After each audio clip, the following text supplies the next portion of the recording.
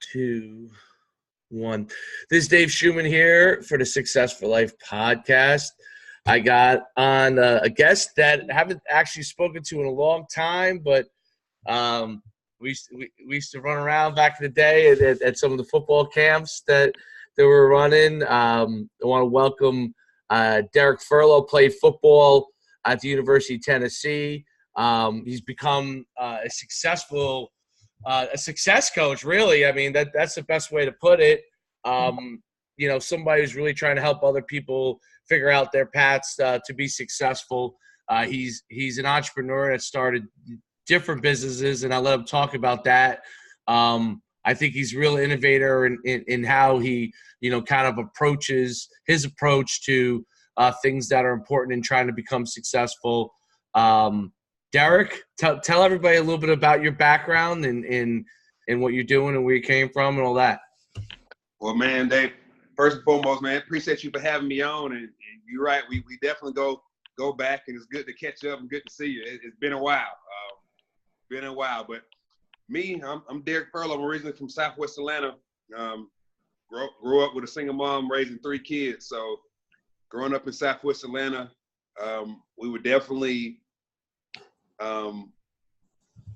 underprivileged. So I believe growing up and going without or having that lack thereof, it gave me this burning desire to want more, to want to be more, to want to do more, to want to have more.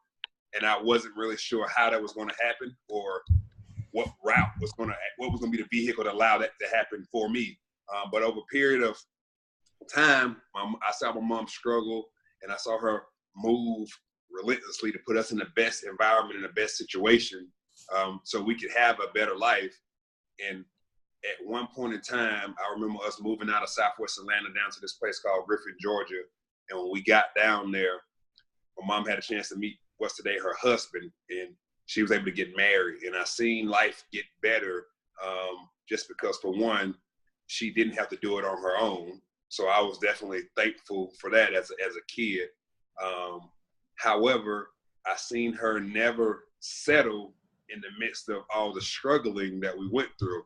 So as a kid, a lot of those things kind of set in. So as now she's married and I'm going into middle school, late middle school, high school, I'm in an environment where things have gotten a little bit better. But growing up where I grew up, you got a couple options. You can sell drugs, you can play sports, or you can rap.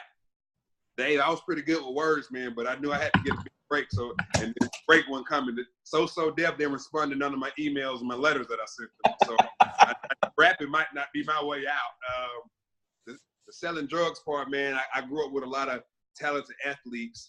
Georgia being a hotbed for athletes, and I always seen guys be way more skilled, way more talented, but they would blow it. Whether it was in high school, half of a basketball team getting kicked out of school, whether it was guys on the football team getting locked up. So I seen guys blow it, so I knew that wasn't really a route for me. And honestly, I wasn't sure what sport was going to be my vehicle. But I get to 9th grade, and I had a chance to finally play organized sports. That was my first time playing true organized sports. I had a chance to play rec and park 1 year, and then I had a chance to play in middle school. However, I ain't played as much as I wanted to, but I was on the team and got my first dose of, all right, what this can look like. Because when I was growing up, I was too broke to even, we didn't have any money to play for rec until my mom finally moved down there and got married. So when I got to high school, I had a chance to play all the sports, track, football, basketball. And the coach said, man, you're pretty good at these. And that's when I'm like, okay, maybe this sport deal could be the thing that get me a better life, that let me be in control, that give me something of value, because that can take me where I want to go, even though I wasn't sure where I wanted to go. I just knew being in the hood wasn't a place for me to be. So at that moment, 9th grade year, I'm like, okay, sports is going to be this route. Now, which sport, I'm not sure. So things are starting to go good. I'm starting to feel like I'm coming into my own self, developing as a young man. And then my stepdad get this news, he's going to be getting a promotion. So now I'm even more excited because he's getting a promotion. But what they didn't tell us that promotion came with him having to move. So we finally get to a place where I feel like we're going to be for a while. I made friends and we have to move. But this time this wasn't just a move in Georgia. This move was going to take us from Georgia to Southwest Arkansas, a place called Crossing. I never heard of it, never been there, didn't even know it existed. And I was fighting that with everything in my body to keep from having to leave Georgia to go to Arkansas. Well, I asked my dad and my stepmom, could I move with them? They say no. And eventually the house sells. So at this point, I moved to Arkansas. I'm mad, I'm angry, I'm frustrated, I'm upset. But what I did know, that was another blessing in disguise, because shortly after being in Arkansas, my best friend gets locked up for being in a shootout, and my cousin gets locked up for robbery, and he gets 10 years. My best friend he magically disappears, and I know 9 times out of 10, I would have been one of those guys. So now I feel like I've escaped something. However, I'm still not happy being in Arkansas. So at this moment, that's when life kind of hit me as a young man. And they were like, okay, if you want something to happen, you got to do something about it. Because as far as I knew, I was mad and I was angry and I was upset. But my mom was doing the best thing possible to put me in the best situation. So I couldn't continue to depend on her to make me happy. I couldn't continue to depend on her to control my life, because she was doing the best that she knew how. So at that moment, I'm like, I got to come up with a plan. And I came up with this plan that was called the Get Out of Arkansas plan. And the Get Out of Arkansas plan pretty much came down to a sports plan. And it kind of played itself together by default. So we're there, we get there during football season. They have some pretty talented guys on the team. Me and my brother get there, we get a chance to play, we make a pretty good impact. And then we go into basketball season. Well, basketball season happened to be around Christmas time when we're playing, and we have we got family back in Georgia. So we leave for Christmas and go back to Georgia, and we come back, and we had missed a couple practices, missed a couple basketball games, and the coach was like, hey, for you to get back on the team, you got to run 500 bleachers. And at that point, Dave, I told him I ain't like basketball that much. So that basketball, I can't play no more. So they just leave track. So track, I really didn't like track, but I was good at it, but it made me feel like punishment. So at this moment, I'm like, well, I guess this Get Out of Arkansas playing gonna have to come down to football. So I had already heard of this guy by the name of Darren McFadden. He was a sophomore. Okay. Already committed to the University of Arkansas. So I said, okay, he was #1 guy in the state, #1 guy in the country. What did he do? So I just went and looked at his stats. So I put my Get Out of Arkansas plan together. I said, well, this is what I need to do. I need to have rush over 2,200 yards and have over 20 touchdowns, take the city and put the school on the map, win a state championship. That'll give me some attention. That'll get the school some attention. That'll get me a full ride scholarship back to UGA. And that was the beginning of my Get Out of Arkansas plan and my true journey into seeing what this sports vehicle could do and what was possible to give me that bigger life, to give me that hope, to give me that thing that I felt like I was searching for and needing for when I was younger growing up. And then, so now you go and you play at Tennessee, okay? And when you were there, it wasn't Fulmer, was it? It was Coach Fulmer. It was Fulmer, okay. Yeah. And so I've kind of tried to backtrack. It's funny. You can't skip the good stuff. So I got to tell you this, because the getting to the University of Tennessee part, that was the journey within itself that helped the mission that we're on today. Because I get to Arkansas, I get this Get Out of Arkansas plan, and the school had never really been on a map like that. It wasn't really known as being a powerhouse. It never went undefeated. So I had these goals of going undefeated, taking the school to the state championship, winning this whole thing. So I go to work my junior year with a host of guys on my squad, and we just bought in. And it was kind of crazy because I had this Get Out of Arkansas plan. So I was grinding like a maniac. I don't even sure they knew why they was grinding. They just was buying into my belief that we was going to win this whole thing. And I was grinding because I got to get out of there. So it's interesting how it worked out. We get on we open up the season, first 1, 2, 3 non-conference games, they're not even close. So we look up, we're 3-0. Next thing you know, 4, 5, 6, we laying sticks. We 6-0 in this thing. Next thing you know, Dave, you look up, 7, 8, 9, we still doing fine, Dave. We still doing fine. We 9-0. 1 game left in the season. Boom. Before playoffs, we win the game 10-0. We finished the season 10-0 for the first time in school history. So I'm like, this get out of Arkansas player that's coming to fruition. This thing is working, right? Right. So 3 games in the playoffs before we get to the state championship. I'm like, well, it's only right we take care of business. First game in, it's a close game. We figure out how to get it done. 11-0. Next game in, we played against it was Wynn.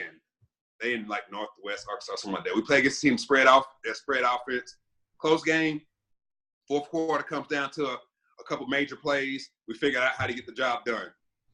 12-0. So I'm like, okay, we 1 game away from the state championship. This get out of Arkansas plan is working. I can't wait for this thing to come to fruition because I got to get out of here, right? The day we get to this game, we play in Bologna. They in like Central Arkansas. And these guys, they very disciplined. It kind of reminds you of an Army team right now, like an Air Force or Army. And they knew our advantage was speed. And, man, we get up there, and it looked like we was going to play on a cow pasture. The grass is 10 feet high, and the grass is wet.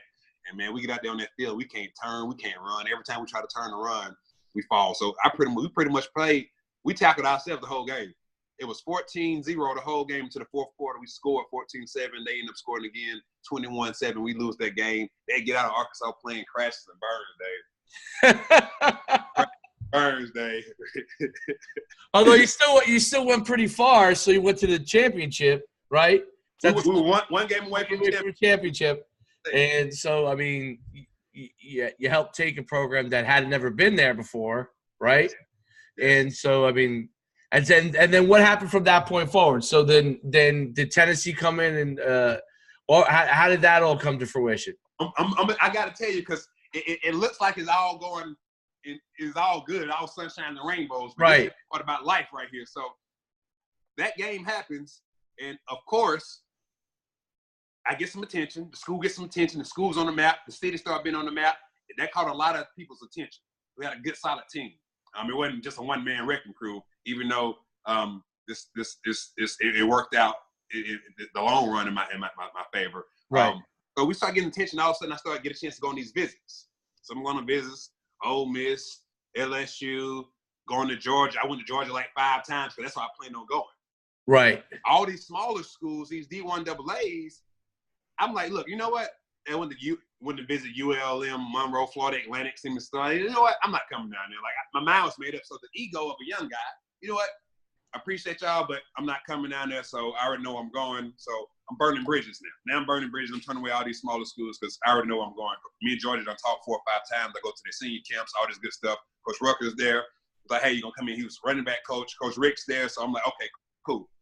And then all of a sudden, I get this call when I'm working out in the weight room, and it's Coach Houston Nutt, and they want me to come visit Arkansas. Well, I had visited I went up there twice. I wasn't planning on going there, but it's the last. They had this top guys in the state, and at this point, I hadn't even met Darren McFadden because we was in a different conference. But they said, "Hey, I want you guys to all be there." So I really wasn't gonna go. My mom's like, "Okay, you should go." Coach like, "Okay, you should go." So we go up there, and we get up there to top guys, and I remember walking in. And it's this one guy. He was like, "Hey man, you're Derrick Furlow. Y'all had a good run last year, blase blase." I'm like, "Yeah." He said, "Cool, man. You heard that Darren McFadden was moving up, and y'all actually gonna be playing them this year." I'm like, "Really?" I'm like, "Well, that's cool. I didn't know that yet." He said, "Yeah, man. So what you think about him?" I'm like, "Man, I heard he's pretty good. I don't really know the guy." Well, come to find out, that was his teammate, and Darren was standing right behind me, so he was trying to set me up. It was kind of funny, but. They was moving up a division, so we was going to be playing them this year. So right. I met him at the camp. We go through the camp. We do these ball drills, these DB drills. And the last drill, man, before I got out of there, I jumped for this ball, kind of got off balance in the air, and I come down kind of funny. And I land wrong, but it's no biggie. So camp ends. I take it to the house. Well, on that ride home, Dave, man, it's a 5-hour drive from Northwest Arkansas down to Southeast Arkansas. On that drive home, man, my knee swells up.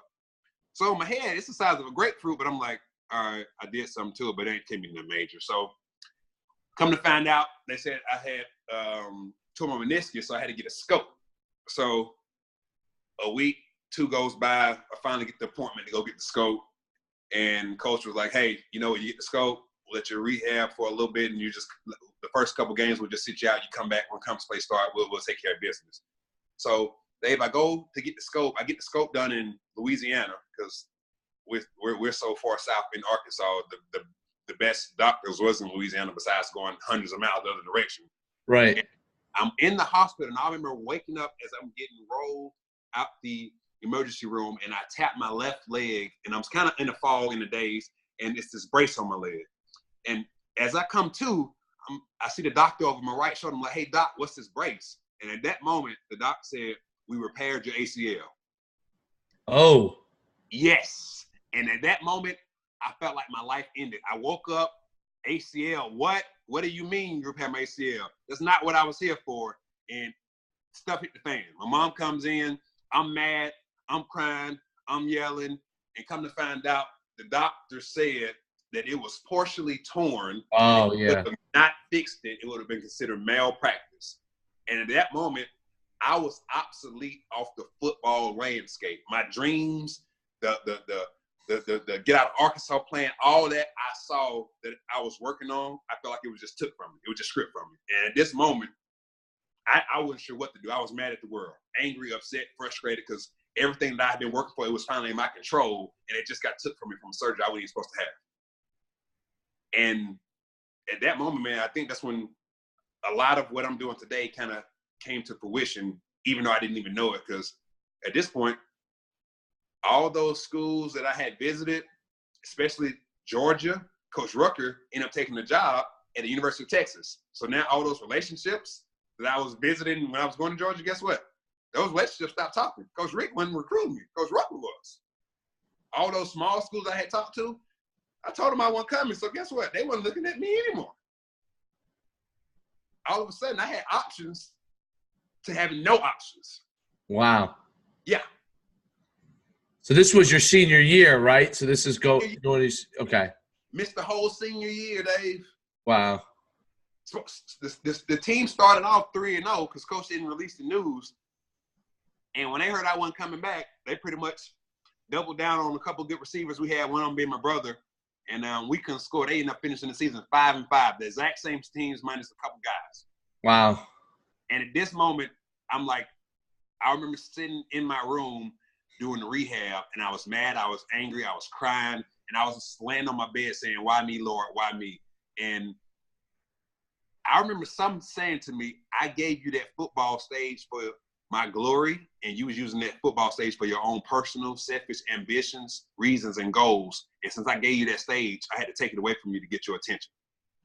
And I mean, at that moment, I'm like, well, you got my attention, and I'm not sure what I'm supposed to be doing.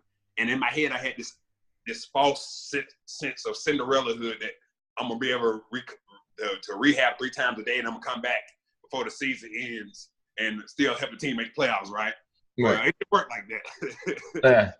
Nature don't work like that. Yeah, it don't work like that, Dave. And that's what I was thinking in my head. And sure enough, man, how what ended up happening? Track, which I couldn't stand, was the only other thing that I could do after going through rehab. So track comes around, and I'm like, you know what? I gotta run just to see how my knees gonna respond. So I started doing track, and sure enough, it comes back around where it's going into spring ball, 9 months from that surgery.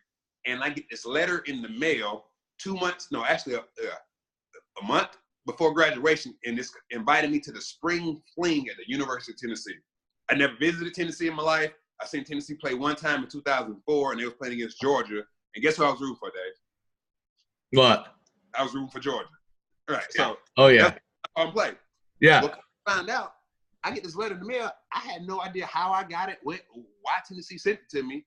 But I'm like, this is the only light I got. So we took a visit to the spring practice, right? We get to the University of Tennessee campus. The campus felt different to me. It was the strangest feeling. It was a feeling I never felt before in my life on getting on the university's campus. So I'm there, had a chance to see the team play. And after the game, I was walking with a couple of the guys that were playing. And I remember a good friend of mine now, David Holbert, saying, hey, man, I believe you belong here, and they're going to take good care of you here. And he said that right before I had to go meet with Coach Foreman, Coach Caldwell, and Coach Slade. So I walked to the office, and I remember walking into the office. In my head, I'm like, I'm not even sure how they know of me or how this came about. And I walk in, and Coach Caldwell is there. I think he's at the University of Arkansas now, if I'm not mistaken. But he's there, and he's like, Derrick, what's going on, man? He's like, Derrick, what's going on, man? I knew you were a pretty good player. We actually saw you on film doing some 7-on-7 stuff against two guys that were already committed and coming here. So we had been watching for you, and we had been keeping our eyes on you, but we heard you got hurt and some things not working out for you. So I said, you're right. Things are definitely not working out for me. So he said, this is what we can do. Right now, we're not sure how your knee's going to respond based off you coming off the injury, but we got a spot for you. And if your knee responds how it's capable of responding, you return to be a player you're capable of being, we got a full-ride scholarship waiting on you. Dave, at that moment, I had no idea how none of the business stuff in college sports works. I just said, sign me up, I'm here. And that's how I got to the University of Tennessee. The easy road was not there. It was not how it was supposed to be. It was not with the winning the state championship, putting the city in on map and getting that full ride that way. No, it was the hard way, man. That's interesting. That's quite a story. That's one way to get there. That's definitely a road that a lot of people probably are not familiar with. Although I'll tell you, like, one of the things that with kids all the time, like I always tell them, like it doesn't happen the way that you think it's going to happen. Yeah, everyone goes on, like, now they go on 24/7 sports or whatever. Used to go on Rivals back when probably you were right. You were in high school, and they think that path just kind of, for the guys that are real good, like you were, that it just becomes a one way, and it really isn't. Like, and there's adversity that's going to come in at some point, and how you begin to handle that adversity is going to dictate everything else. Obviously you played there, and obviously you were on some really good teams, and you had some success there as a football player. How did you then, and you could jump back and forth however how did you go, like, how did you know that you want, and I remember, like when you were at the camps, and you were definitely, you were working on some things then, and but how did you know that your goal was going to be an entrepreneur, and then to be able to try to figure out how you could help others on their own journeys? Like, what started that path for you? Man, but believe it or not, when I got to Tennessee and that adversity hit on the front end, it woke me up, because that journey wasn't as easy as I thought it was going to be. So once I experienced that adversity on the front end, and then I had to get to the University of Tennessee, I felt like I had a chip on my shoulder, right? Because I come in 2005 with the #1 recruiting class in the country, and I felt like technically I was a part of it. However, it wasn't official because I didn't get the scholarship paper on the front end. Right. It was a delayed gratification for the scholarship paper. So I felt like I had this chip on my shoulder. So my first year there, I had to work my tail off. And then I go back to coach and say, hey, coach, I got bigger, I got stronger, I got faster. Can I get my scholarship? And coach says no. So now I'm like, okay, it didn't happen that easy in that first year. So we get back at it. We go through camp. I go back to coach and say, hey, coach, I got bigger, I got stronger, I got faster. I knew my alignments, I knew my assignments, I knew my reads, I knew my check. Can I get my scholarship? And they said no. So at this point, I'm like, all right, what's going on? And now it's like, maybe this whole football deal maybe this wasn't for you. Maybe it was meant to teach you something. Maybe it was something bigger behind the wall of this whole football mess, right? So at this point, I thought about transferring. But I went to the academic advisors, and they said, hey, these hours you got, if you transfer to the place you was looking at, like Wake Forest or Duke, because Coach Cutcliffe went to Duke, 70% of your credits won't transfer, so you're going to be starting all over. And I said, I don't like school that much, so I can't be transferred. So at this moment, I started to be aware of what football was teaching me. And it was teaching me something that was bigger than the game. We call it football practice, but I started to realize it was life prep. It was prepping me for life. It was prepping me for something bigger than just this game. But all that stuff that frustrated, all that adversity, all the stuff that wasn't good, that was unsettling to me, was happening on the front end that kind of changed my perspective on a lot of stuff. Because on the front end, you think it's just a game, you come and play football, you get to the league. But when life started happening and you see there's a business side to it, and you see that, hey, it ain't going to be that easy, and you say, hey, it's only a small amount of guys that's going to the league that was on the team before you, and all those guys were bigger, stronger, and faster, and bigger than you just because you're a young guy coming out of high school, and they all didn't go to the league. it started to wake you up a little bit. So at about my redshirt sophomore year, a lot happened. The first thing that happened was my buddy Inky Johnson got hurt. And this was kind of the turning point that really shifted my perspective. And I remember us getting a chance to go see him 3 days after his surgery. And we walked into the hospital room. It was the whole DB unit. We got 13 deep. And everybody wasn't even in the room yet. But Coach Slade was in the front. And he said, Ink, how you feeling? And I happened to be pretty right behind Coach Slade, about the third guy in line. And Ink said, I'm at peace.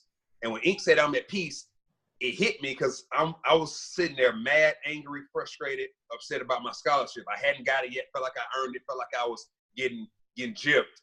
And my boy almost lost his life. His arm is paralyzed. And he says he's at peace. And when he said that, I'm like, what am I mad for? Like, what am I up here focused on? This guy almost died. His arm's paralyzed, and he's at peace. And I'm up here mad about a scholarship, a piece of paper. So at that moment, I said, I'm not sure what piece he got, but that's the same piece I need. And that's when God kind of brought this thing full circle to me, because I was still focused on my own selfish ambitions, reasons, and goals when I got to college, just like I was in high school when he took the stage away from me the first time. But at this point, when I finally noticed it, he said, hey, you still focusing on your own personal, selfish ambition, reasons, and goals. So I'm not going to give you what you want. So, man, at that moment right there, I said, you know what? This thing's so bigger than me. It's not even about me. So I started to focus on helping my younger teammates that was growing up, coming from even tougher situations than what I was coming from, that might have needed some mentorship, that might have needed some help. I started focusing on being the best teammate I can be, being the best person I can be for them, helping them with FCA, the Fellowship of Christian Athletes. Mm-hmm. And, man, the more I got locked into that stuff, it's amazing. Spring came around. I'm showing up on every play when they're showing it on defense. Next thing you know, reporters are starting to come to me asking why this guy not playing as much, asking coach why this guy not on scholarship. And sure enough, man, by the time camp ended, I didn't have to go back to coach and say, hey, coach, can I get my full ride? Coach came to me and said, hey, Derrick, man, you played unbelievable. You had the best camp we've ever seen. We want to give you a full ride scholarship. So my scholarship was delayed 2 years, but in that 2 years, it grew me to a point that I realized this thing ain't about me. So now when I saw the game and I seen what it taught me, I'm like, it's a lot of lessons this game is teaching guys, and guys missing it. And right. Everybody gonna go to the next level. And even if you do, you still need to know what the game is teaching you. So that's kind of what happened. And at that moment, opportunities as far as network marketing, it was this one particular product that had came out that helped my knee, just sort of from a nutritional perspective.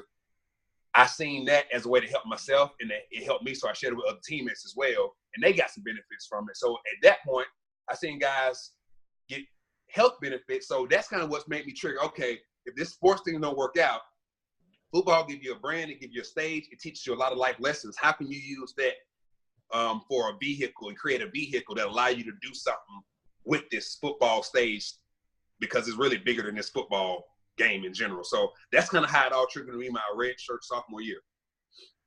That's amazing. And so talk about a couple things. So FCS, what impact did FCS have on and that's Fellowship of Christian Athletes, you know, for some people may not know, but what kind of impact did that have on you? Because you know, I was a part of it in college.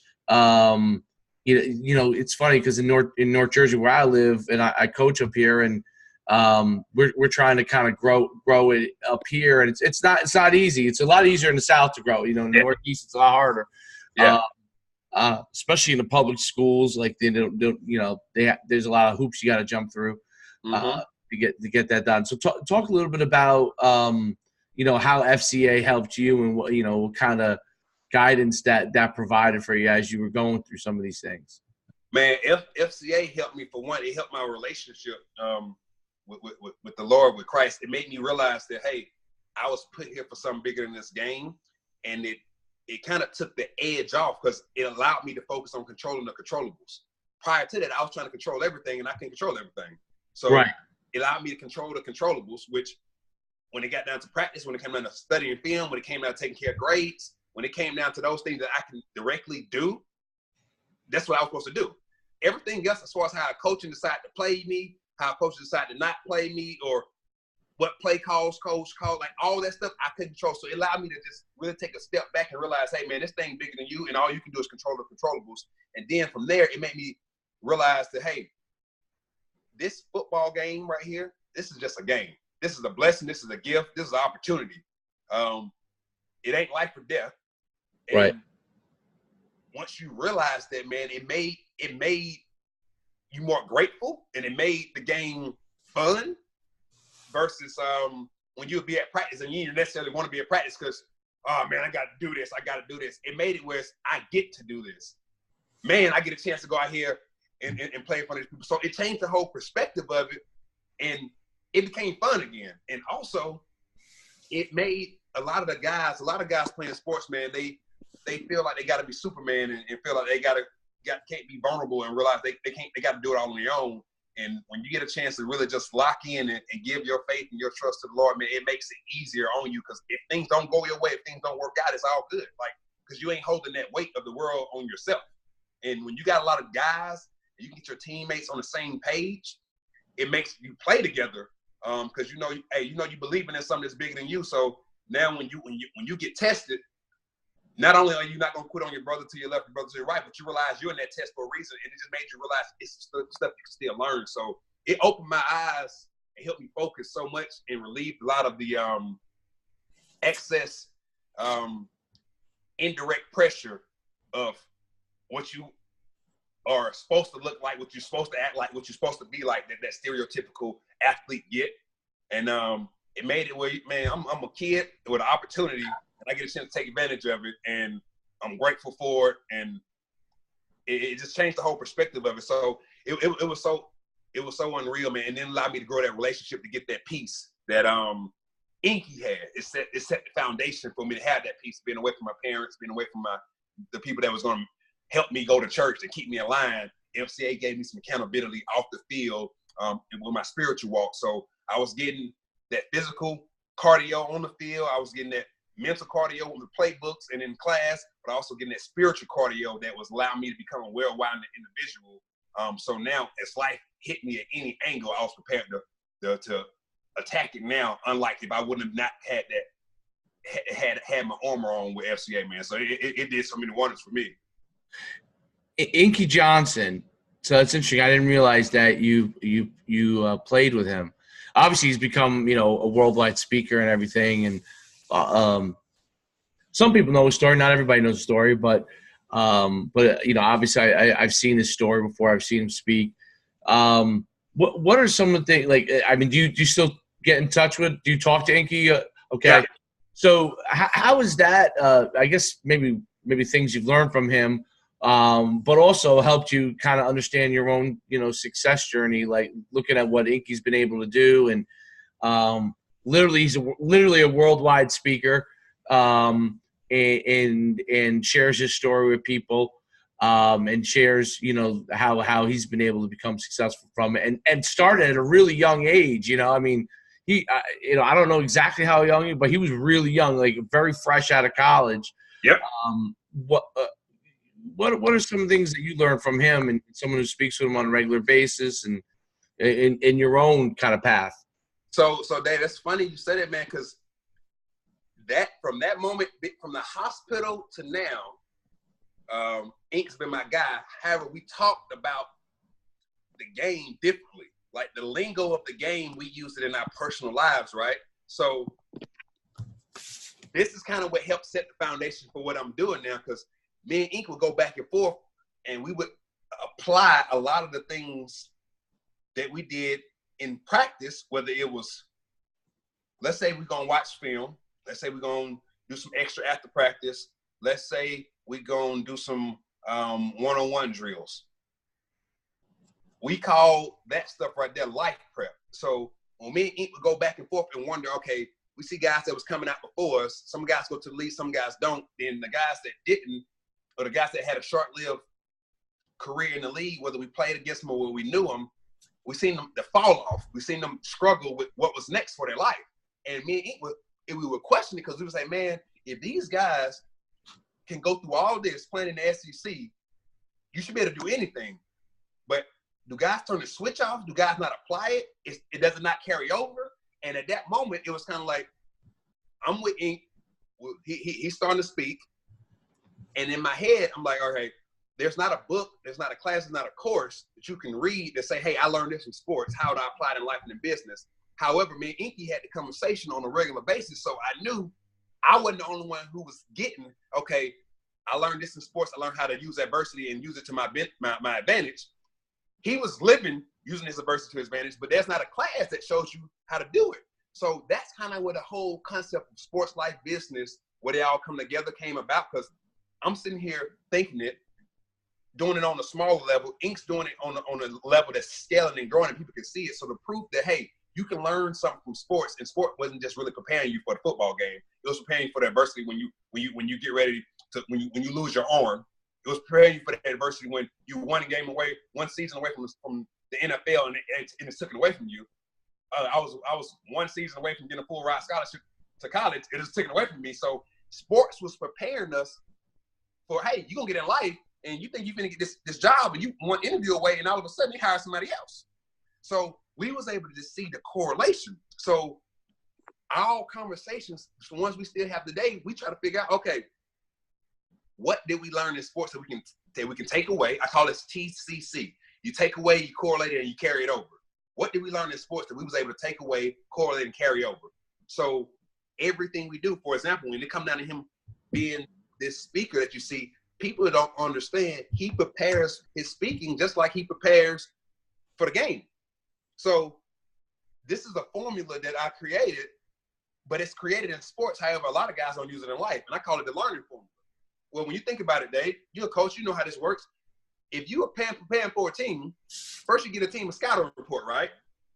Y'all look at the scouting report. Once you look at the scouting report, you find out their strengths, their weaknesses, right? You watch some film on them. You go to practice. You practice it. After practice, you go back, you watch film again. Then you go do walkthroughs, role play, and then you watch film again. Well, I get done playing ball, and I get into sales. After we started doing the NUC camps, I get into sales. Never really been in sales. Never did corporate stuff in my life. I get into sales, Dave, and I'm getting my teeth kicked in. I'm sucking it up, right? So a year and a half goes by, and I'm like, okay, what did I learn in sports that I can use, that I can take away, correlate, and carry over that can make me good at sales? How did I get good at football that can go over here? So all I started doing, well, they gave me a script to use in sales. I started studying the script. Well, all of a sudden, I went and role played the script with other sales reps, and I recorded it. Then I watched the film on it. Oh, I made some corrections. I went back and role played it again. So by the time a real life customer came in, guess what? I had studied the script, watched the film, role played it, corrected the mistakes, knew how they was going to respond. So now it was game day. When a real customer came in, I was able to execute just like the game. So when we start putting this thought process in our head, okay, Ink, Lo, what did sports teach you in this particular phase? Okay, how can you take that away? How can you correlate? How can it carry over? And at that moment, I was with him while he was scaling up, but at that moment I said, okay, I got to create a place where it can be a class, a course, a book, and now online and video so athletes can get it. Because if you can take it away, correlate it, and carry it over, and you know your learning formula, and what made you good at the last thing that you was the best at the top of your league at, all you got to do is do it in the next phase of your life. It's a wrap. Nothing can stop you. And that's exactly what he's doing right now. So now, here's what's so you have a book, right? Or is it a booklet or it's a? So I got a book, I got a curriculum, and some online programs. So I done pretty much came up with a whole sports life business university.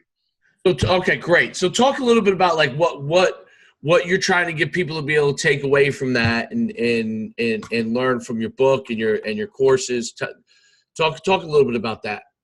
So the end goal, I realized that sports teaches you so many lessons. I call it life prep, because as an athlete, you get a chance to practice how you're going to respond to adversity, practice how you're going to respond to emotions, practice how you're going to respond to big wins, practice how you're going to respond to big losses, practice how you're going to respond to coaches get fired. So all of those things are in a controlled setting that's a game, right?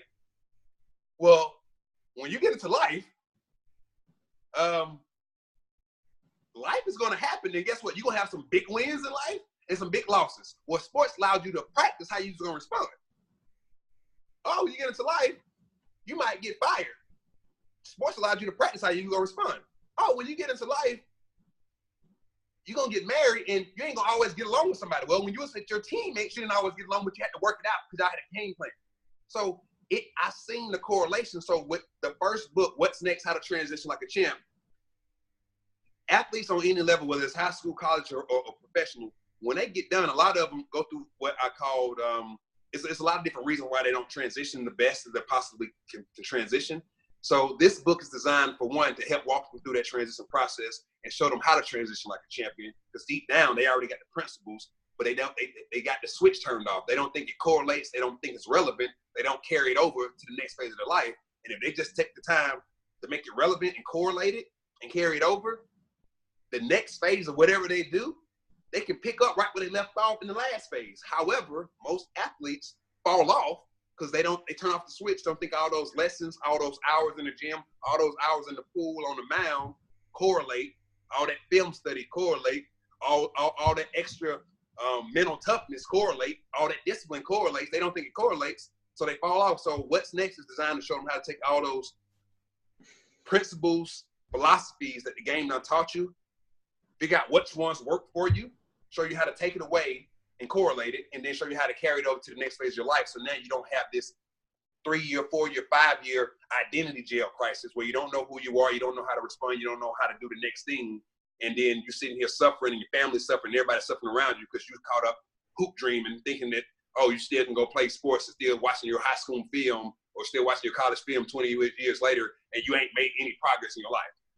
That's a really important point.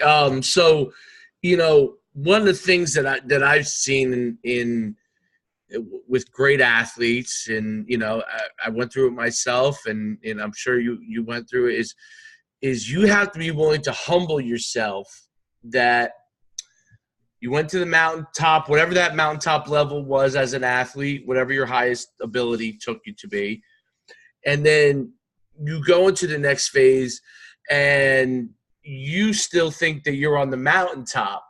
And what you don't realize is it's just like being a freshman all over again. Yes.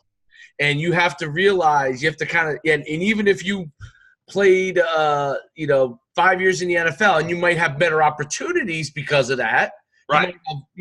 Because now you might be known or whatever, you'll have better opportunities, but you still have to humble yourself to get into the mode of working like you were when you were a freshman, where you were trying to take somebody's job or, so on and so forth. And I think that's a hard thing because as you get to whatever your top level is athletically, everyone's patting you on the back, telling you how good you are. People want to interview you and ask you a lot of questions. What are the things that you try to teach people to how to humble themselves, how to kind of get that mindset back? So with the book, What's Next? How to Transition Like a Champion, it's designed to let them know exactly what you said.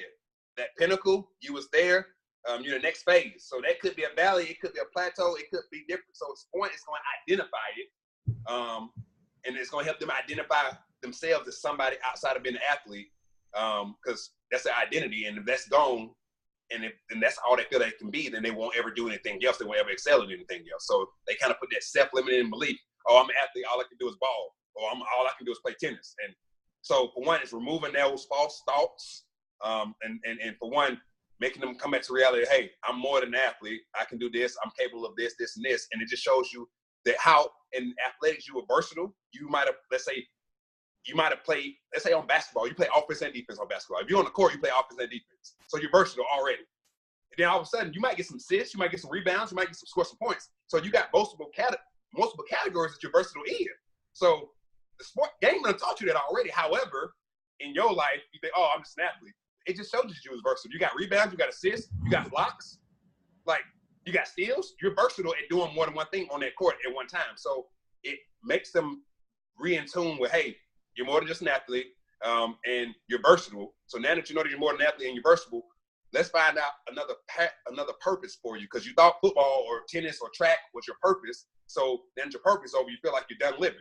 Well, let's find you a new purpose. So we walk through a process of finding another purpose. And then once we find a purpose, you got to figure out something that's going to keep you up late at night and wake you up early in the morning. So going through the process of the game, exactly what the game did for you, what else in life can give you that same fulfillment that you probably already been doing that you didn't even think about, and you can also get paid to do that you probably never thought about, or that also you can do that, and it might be not necessarily for the money, because you might have made some money already. Then again, it could be like me. I knew it solved the problem. However, it can make some money as well. So it helps bring it back to reality and show them how the game had prepared them for that situation that they're in right now, and make them realize they're not as far as behind as they really feel like it. So they may be a freshman again. However, they're a freshman again, but with a senior IQ. So now all they got to do is start thinking and applying it differently, and the results are going to come at a different pace. But a lot of times, like you said, the ego from the pats on the back, being at the mountaintop, it hinders you from where you are truly at and what you're truly supposed to be doing. And we forget what season we in. I made a video about this not too long ago. We forget what season we in. We think we're still in the postseason as a champion, and we're in the whole offseason in a new career. And we're in the offseason, and you ain't doing the right work. You doing postseason work in your old career in the last chapter that you're supposed to be doing preseason work in your new chapter. And bro, you ain't gonna get nowhere doing that. So it had to put them in perspective. Hey man, you in the offseason of a preseason before a postseason of a whole other chapter of your life. You ain't playing tennis no more. You ain't playing track no more. That is fantastic. I think you just blew my mind a little bit on that. So, and my mind doesn't get blown up. Like I think I got certain things down, but that's a really, really interesting way of thinking about it. Helping them to understand, like I always kind of say that when you get into like business, a lot of people end up going into business, but whatever it is you get into, but if you do get into business, like you were in sales, I say if you can find, like you talked about, their passion, or something that you enjoy doing at least, or something that you want to be a part of, or something that provides that purpose for you. The cool thing about business is that you get to compete every single day, and you get to evaluate yourself every single day. Like if you decide that you want to take a nap during a day, there is maybe a positive thing from it. You feel more rested, but there also is a time lost there too, right? So you're constantly have to be willing to evaluate what you're doing every single day, week, month, year, and the competitive aspect of business never stops. So you're continuing to compete, and you have to learn that you're competing for the long haul. So if you go and, if you go out and you decide that because it's a marathon, it's no longer a sprint, right? And it's a marathon, and a part of that marathon is like, okay, I'm going to compete in the marathon. I'm going to go run 100 miles today, and I've never run 100 miles before. Well, you're going to be laid up for weeks after that. But if I keep progressing and moving forward over time, I'll get better and better at what I'm doing. And as I keep evaluating myself and looking at what I'm doing and trying to be it's always hard to be honest with yourself, because especially I think if you're an athlete and you have a certain level of confidence in your own abilities, to go and then be critical of something that you might be doing, it's hard. It's very that self-reflection is hard. But you want to try and be as honest with yourself as you can about, hey, did I get better in what I'm doing right now? Am I making progress? Am I kidding myself? Did I, I made 10 calls today. Well, I probably should have made 25 calls. Or today it's not always only about calls, but reaching out, right? So you can text or you can Instagram. Are you making enough contacts each day? And those are the things about being competitive. And then obviously closing sales or whatever it is, whatever it is that you're trying to get from a value standpoint to help your world, however that is evaluated. And that's a key thing. So like how you talk about getting them to get out of the postseason, like you haven't won the championship.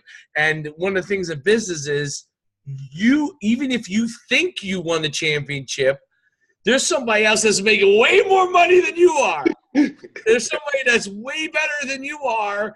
And we used to talk about this. I ran track in high school. My father is a track coach for 50 years now. And he's 79 years old. And he used to say this to me as a kid. And one of the reasons he liked that I played football and there was an opportunity there, he used to say, listen, as good as you are on track, he's like, there's always going to be somebody faster. Come on now. And so it's, just trying to be the best that you can be, try to figure out what you have to do to be the best at what you can do, because literally there's always going to be somebody faster. And I mean, unless you're Usain Bolt, there's always going to be somebody faster. And if you keep going in that race where you're just purely thinking about who can you beat every single time, you're not focused on what you got to do to be the best that you can be. Right. Because you can't control. You said about controlling the things that you can control, and not worrying about like God or whatever your belief is as a person. Right. But I'm the same way. I like some of these things in God's hands that I can't control, and not focusing on that, not worried about it, controlling what you can't control, and not trying to grab too much, right? Grab too much and try to make everything, but just going after it and doing the very best you can. I mean, what are your thoughts on that? Man, you just dropped some knowledge, but that's you hit it right on the head, man. I mean, that's the game teach you to control the controllables, minimize the variables, and take massive action. And if you take those same principles that the game teach you and apply it to life and the business, you'll get the same results. Because when it comes down to controlling the controllables, you can't control if a guy bounces in or out. If you're supposed to be blocking, if you're blocking the A gap, you block the A gap. You can't control which way the guy bounces. Just do your job. You minimize the variables by watching film, knowing your alignment, knowing your assignment, knowing the snap count, knowing your stuff. And then you just take action. You block as much as you're supposed to block, and you do your job. So everything else that happens outside of that, man, when you turn on the film and you grade it and you watch it, it won't be on you because you control the controllables. You took massive action. You minimize the variables and you took massive action, and everything else chips gonna fall where they may. So the game teaches you that principle already. We just gotta realize it and then apply it to our life and our business. I love that. So minimizing the variables. I actually, it's something that I just wrote that down because I never actually thought about it in that way. And then massive action, which I would say is a big Tony Robbins. But honestly, that's of all the stuff. Listen to a million Tony Robbins things. The one thing he gives you different kind of plans. The take massive action thing. In everything I've ever done in life, when I've taken massive action, things have happened positively. That's it. And I think that of all the things he teaches, to me, that is like by far the most important thing, because the other stuff leads up to take massive action, right? And we've been on for a while, which is great, obviously. I want to tell me a little bit about 10X and what you learned there. Obviously there's some big speakers, and Grant Cardone's really kind of in a very short time period, pushed himself to the forefront of a lot of these things. And, as far as from a motivational speaker standpoint, and he had a lot of great speakers there. And as somebody that listens to some of it, some of his stuff, and there's some things I like that he does. What did you come away with 10X from? Would you come away with it? So Grant always says, put yourself in proximity of power. You got to spend money to get around power, people with relationships, people that can elevate you. So that's one thing I always been big on conferences. However, seeing that lineup, man, it was a lot of proximity to power in the building. And most of them weren't necessarily speakers. Most of them were entrepreneurs who got the job done, and they just sharing their story on how they got it done. So that was the even more exciting part behind it, because they were people that had been in the trenches, and we see them on the back end. We see them on the 20 years later, not on the 20 years earlier part. So right. Get a story on the front end that they started off like you and me with a vision and a goal and a dream. They just took massive action and never quit. And boom, oh, now we know your name. Oh, now you're on this stage. So that was one of the biggest takeaways. And then one of the other biggest takeaways were everybody on the stage. It was a common thing, and John C. Maxwell said it, but everybody else indirectly alluded to it. And they said, John, what do you do to write 82 books? He said, I write every single day. On my birthdays, I write. When I'm sick, I'm write. When I don't feel like writing, I write. When it's our anniversary, I write. When we was on our honeymoon, I write. He literally said, I write every single day. And literally everybody up there on the stage, whatever they did to master the craft, perfect the craft, they worked on this grind every single day, regardless of what people thought. regardless on what people said. So GC said, hey, people say you shouldn't throw 10X Growth Con in Miami Super Bowl weekend. Not for 1 day, but for 3 days. You're crazy. Nobody's going to show up. Well, I did it anyway. 35,000 people showed up. So when they come down to me promoting for this thing, I had to promote every single day. So that was the biggest takeaway. I had a chance to go with my wife, so it was cool because she gets a chance to see the thought process and allow us to get on the same page. So now, as I'm grinding, she grinding, and we can think the same and move together as a team, as a unit, versus one person moving this way, one person moving that way. And it brings you to unnecessary issues in the household. So absolutely, that was a major thing with Elena, with the called Building Your Empire. That book, it talks about getting everybody on the same page, and then everybody that else was there indirectly confirmed getting the people that's in your household on the same page, and it allows you to move a whole lot faster pace, more steadily, because everybody knows the end goal. Just like a team has taught you, if everybody got a desired goal and desired outcome, and everybody working towards that desired outcome, that's how you win a championship. Look at the Patriots. So at the end of the day, it's the game shows us everything we know already. However, we got to figure out how can you take it down, break it down to the basics and apply it. So 10X confirmed some things I already knew and let me hear some things from other people, which just allowed me to continue to put my foot on the gas, along with having my wife put on the gas as well. So it was solid all around, man. I got a whole bunch of notes.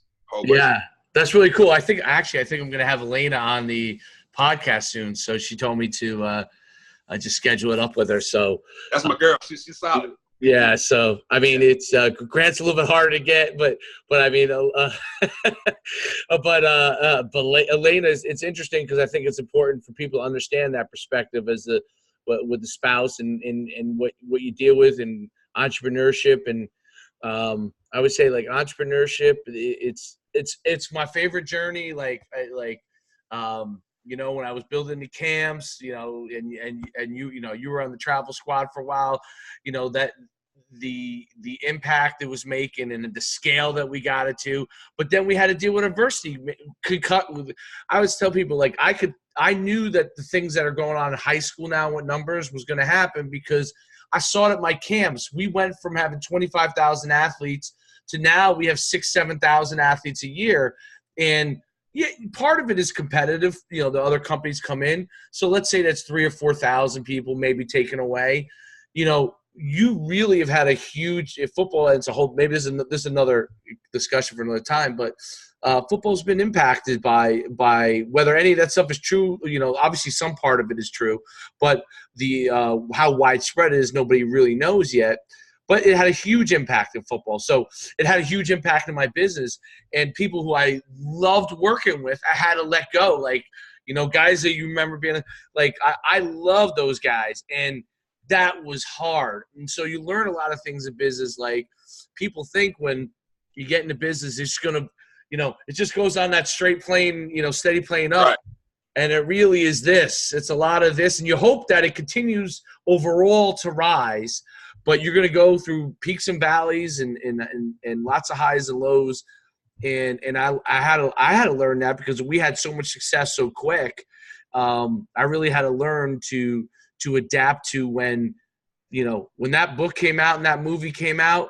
I said, oh no, this is like not if half the kids or 30% of kids get out of football, obviously that has to have a 30% impact in my business. Yep.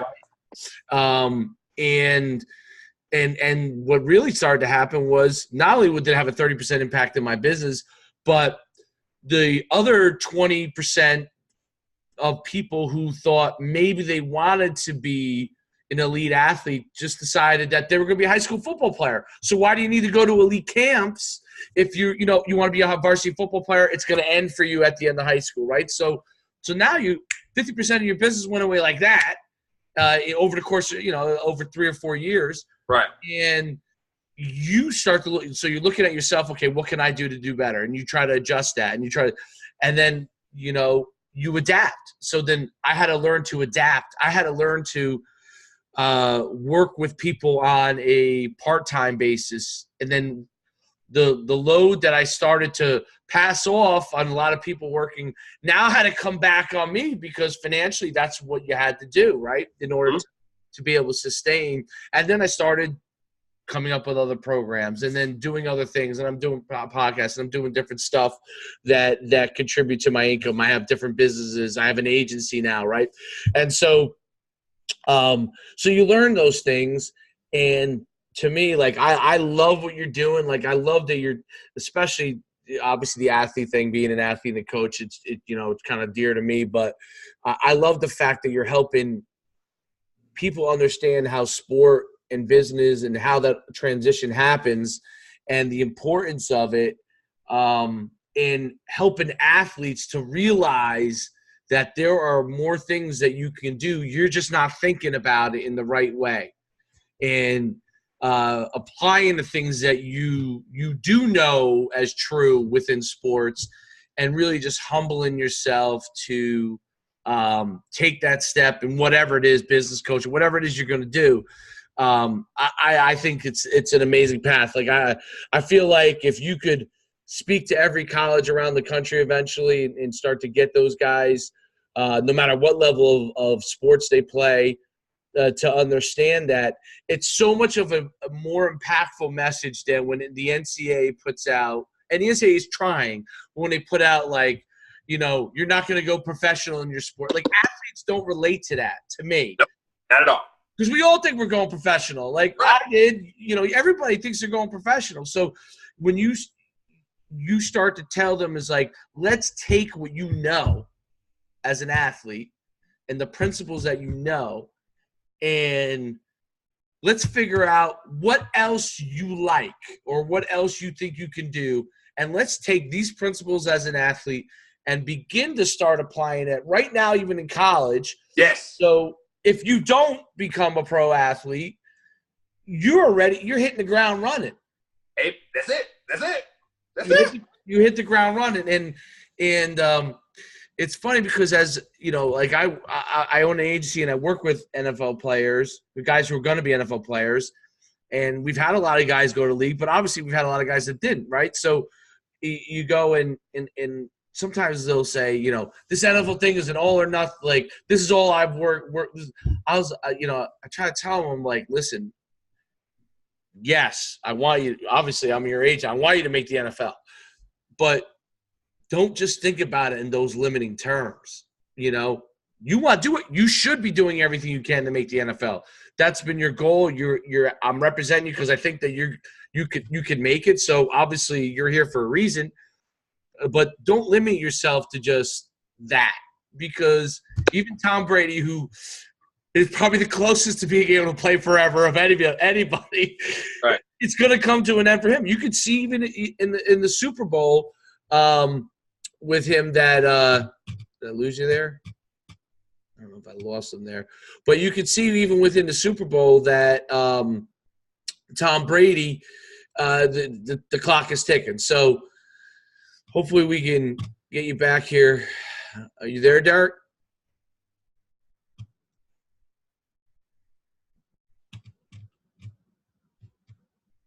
Maybe I might have lost him here.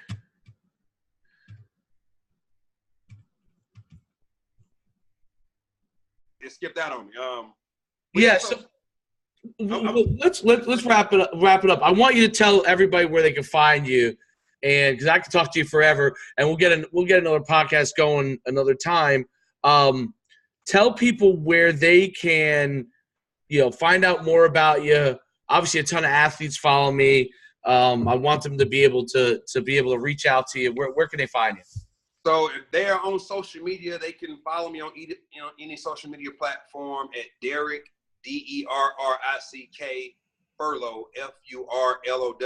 Jr., Jr. So Derrick Furlow Jr., LinkedIn, Twitter, Instagram, Facebook, they can follow me there.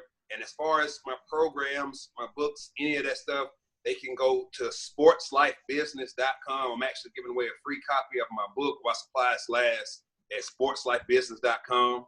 And just to see any other things that I do or get me to come speak, they can go to derrickfurlow.com for any booking inquiries or any of my other products. But I would just say, athletes, man, stop thinking about what you gave the game and start thinking about what the game gave you. Absolutely. That's fantastic. Well, listen, thanks so much for being on. This was a fantastic episode. If there's anything I could ever do, anytime. I just love what you're doing. Like I saw it in your eyes when you were there working the camps that you're going to go to a whole different level. You had big plans, and I'm so glad that you're acting on those plans. Everyone go make sure you get his book, man. Get that free copy. I might have to go on that site and get myself one. Awesome. Sounds good, man. Well, I appreciate the time, man. Thank you for the opportunity, man. Keep doing big things. It's always great to see you take action and do big things. It only inspires guys like me, man. So I appreciate everything you do, Dave, and thanks for having me on, man. Thanks so much.